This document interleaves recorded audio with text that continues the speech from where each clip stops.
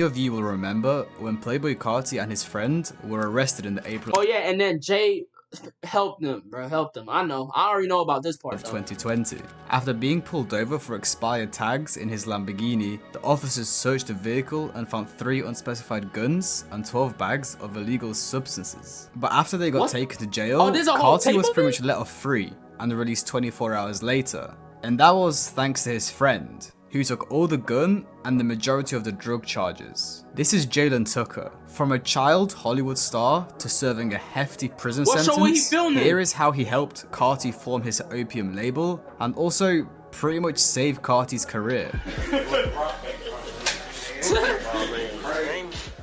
Jalen Tucker, who is also known as JX Creased or OpiumBaby, was born on the 19th of July in 1988.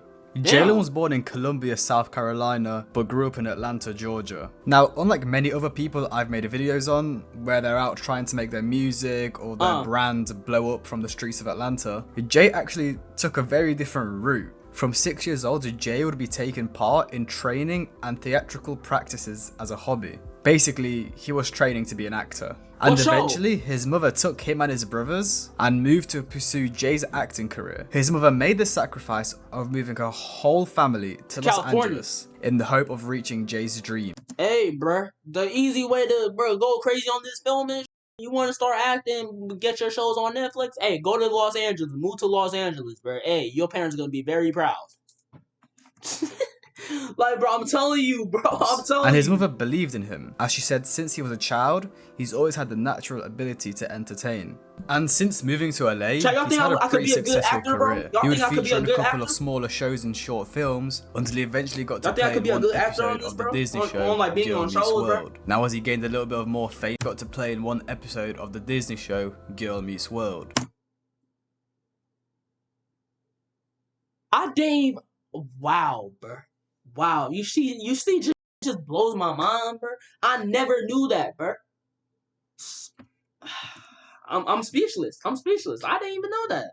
I didn't even know. Now, as he gained a little bit of more fame from acting, he would also make friends with some interesting people. Around 2015, 2016, he would be spotted with the likes of Madison Beer, Ian Connor, D Savage, and Playboy Carti. And you're probably wondering, how did he meet these people? Well, Jay would first become friends with someone named John Ross. Many of you may know him these days from his band called Seventh Heaven. And he was also a very popular streetwear personality, I guess you could call him, back around 2015. So John Ross's story is, he's basically the son of this very rich label executive, and he's basically just a kid living in LA who's into the streetwear scene at the time. You could kind of compare it to the whole opium thing going on currently, but back then it was less emo opium like it is now, and was more kind of skating streetwear such as Supreme, Palace, Carti fans, bro. It was just a bunch of skating things, bro. Now it's just a bunch of just fits on Instagram, and eventually he would be discovered by Ian Connor. And then from then on, obviously he would be hanging around more famous people at the time, a lot of the upcoming rappers and a lot of the ASAP mob people.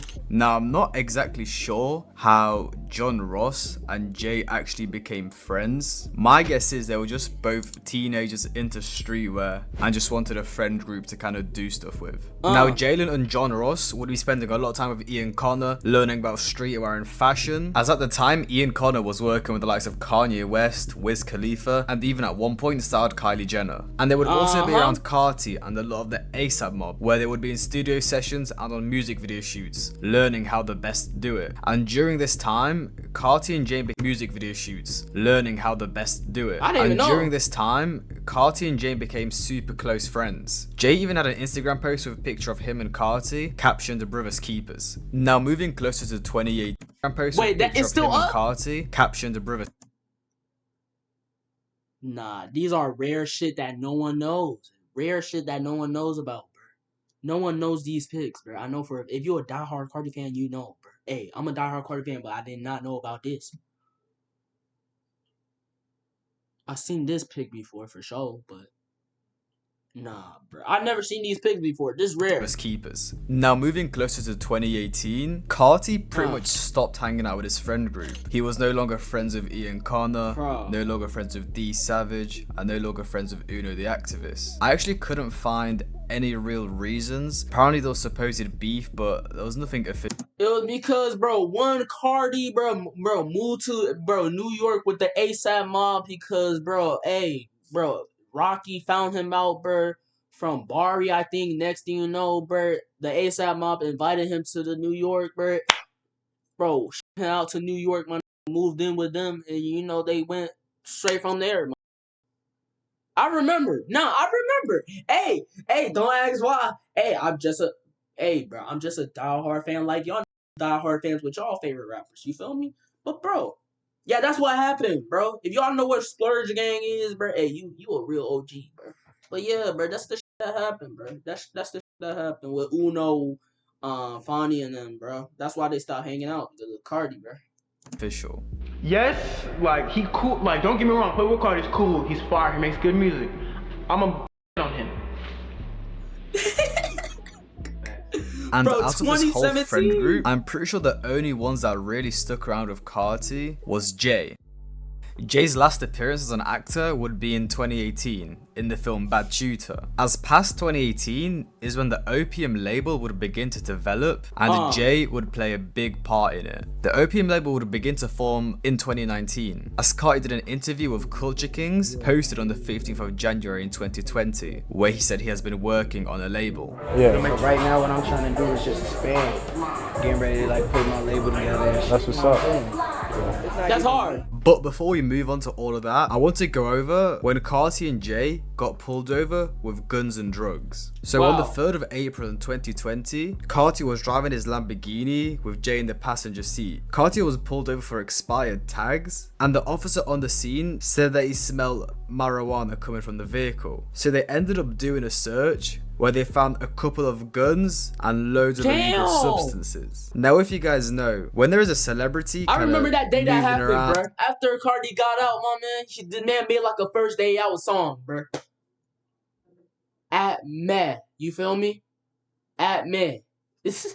Man, y'all probably know what song I'm talking about, bro. That was his first day out song, man.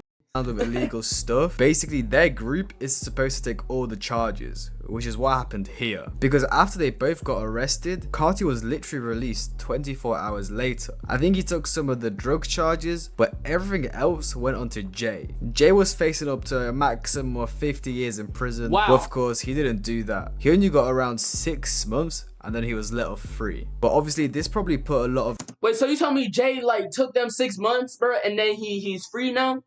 Wait, so you telling me? Wow, nah, I would say that's W Mans right there, bro. That's W Mans, bro. Come on, bro. Chat, use your brains, bro. Come on, that's W Mans, bro. Y'all telling me, bro? Bro, your brother over here, bro, doing 6 months, bro, for you, bro, so you can keep your career, keep going. That's hard. Shout out to bro.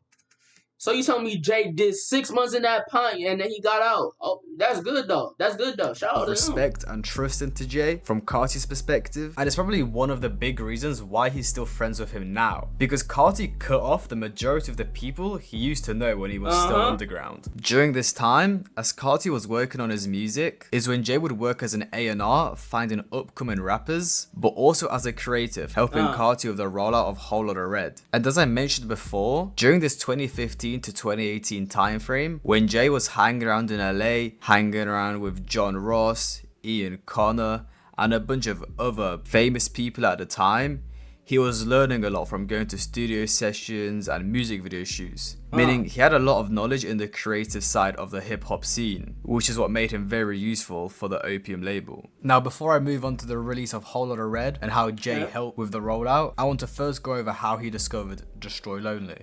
The story is, he would preview the snippet of Lone's biggest song today, Babe, which got him the attention.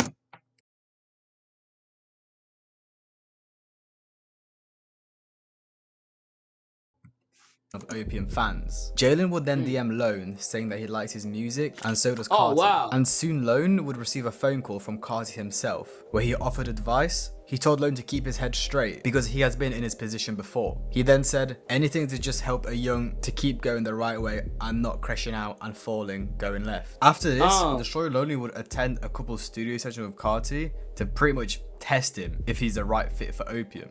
And then a couple months later, Lone would officially sign to Opium. More recently, Jay would try to sign Glock 40 Spaz, but this pretty much backfired. Jay would first text Glock 40 Spaz, which Glock 40 Spaz then screenshotted and posted on his story saying, "Does this mean anything?" Pretty much clowning him. Jay would then tweet, "OO Glock 40, basically Opium Glock." What, supposedly Homicide had beef in Atlanta with Glock 40 Spaz crew, rumor? Oh, no. 40. And then the Opium member Homicide Bino would reply saying, "You say anything."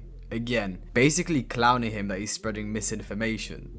So long story short, Jalen tried to sign Glock 40 Spaz to Opium, but I don't think Glock 40 Spaz wanted to be in Opium. In a couple of songs, he actually dissed Opium. In a song on the album named Von Don't Matter, Glock 40 Spaz would diss Carti saying, "Playboy Carti," then further saying that he himself is a real vamp and Carti is a fake vamp. And then on an Instagram live, he dissed him. Nah, that's kind of corny though, bro. Talk about he a real vamp, bro. He a real vamp, and you a fake vamp, bro. That's corny, bro. I'm gonna be honest, bro. That's just corny as.